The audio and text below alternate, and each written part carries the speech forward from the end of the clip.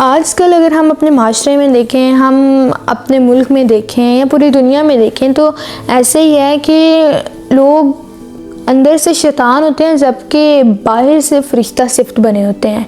अंदर से बुग़्ज़ रखते हैं, कीना रखते हैं, हसद रखते हैं, जबकि बाहर से ऐसा फील करवाते हैं कि उन जैसा कोई मुखलिस है ही नहीं है। ज़ाहिरी शक्लें धोखा देने वाली हो सकते हैं, यानी लोग वो नहीं होते जो वो दिखाते हैं और जिनको हम नेक मानते हैं।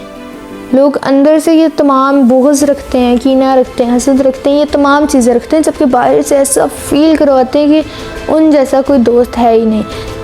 वो पोशीदा मकासद को जन्म देते हैं। समझदार जहन के साथ रिश्तों और इत्तेहादों से रजू करना बहुत ज़रूरी है, ये तस्लीम करते हुए कि सबसे ज़्यादा फरिश्ता सिर्फ शख्सियात का भी एक तारीख पहलू भरने का इंतज़ार कर सकता है। धोखाधड़ी और फ़रेब क्या अच्छा लोगों को ये नहीं होता कि एक दिन सब ने मरना है, एक दिन सब ने कब्र में जाना है और कब्र में अकेले जाना है, किसी ने साथ नहीं जाना।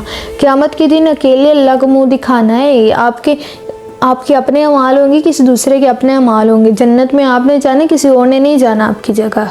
अगर जहन्नम में भी जाओगे ना तो क़यामत वाले दिन ना जहन्नम में भी ना अगर जाओगे ना तो माँ भी नहीं साथ जाएगी, बाप भी नहीं साथ जाएगा, बहन भाई भी साथ नहीं जाएंगे, खुद अकेले जाओगे।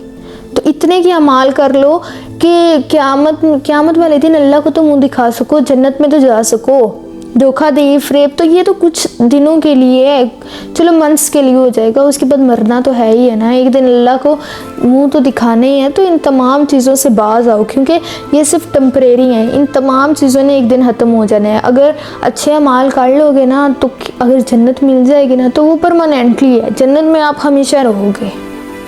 तो इसलिए इन तमाम चीज़ों से थोड़े से मज़े के लिए ना खुद अगली सारी जो क़यामत वाले दिन अल्लाह को मुंह दिखा के जन्नत में अगर जाना है ना तो वो सारी आपकी वेस्ट हो जाएगी। तो इसलिए ख़ुद को इस काबिल बना लो कि जन्नत तो जाओ ना। इन तमाम चीज़ों में कुछ नहीं रखा।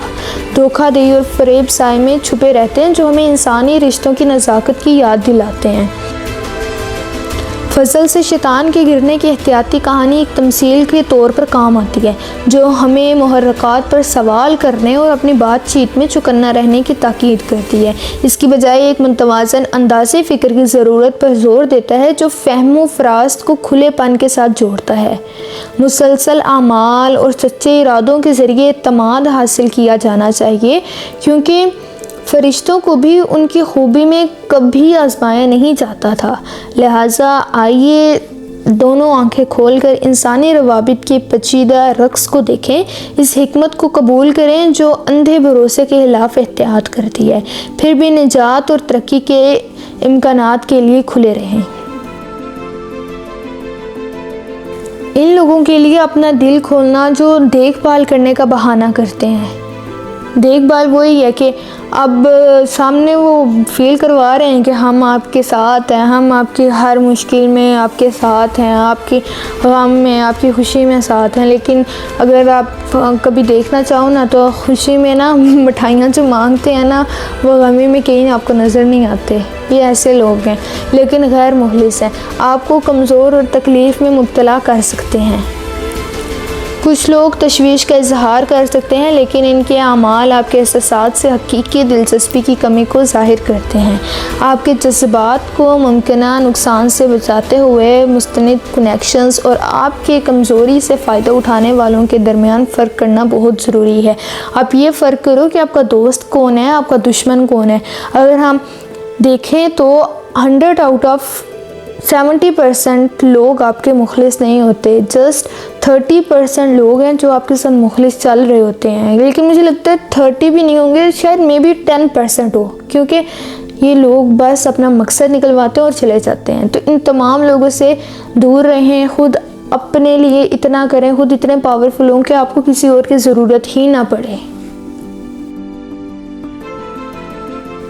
Opening your heart to people who pretend to care but are insincere can leave you vulnerable and hurt.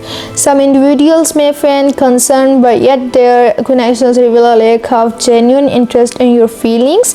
It's cruel to discern between authentic connection and those that may exploit your vulnerability, safeguarding your emotions from potential harm.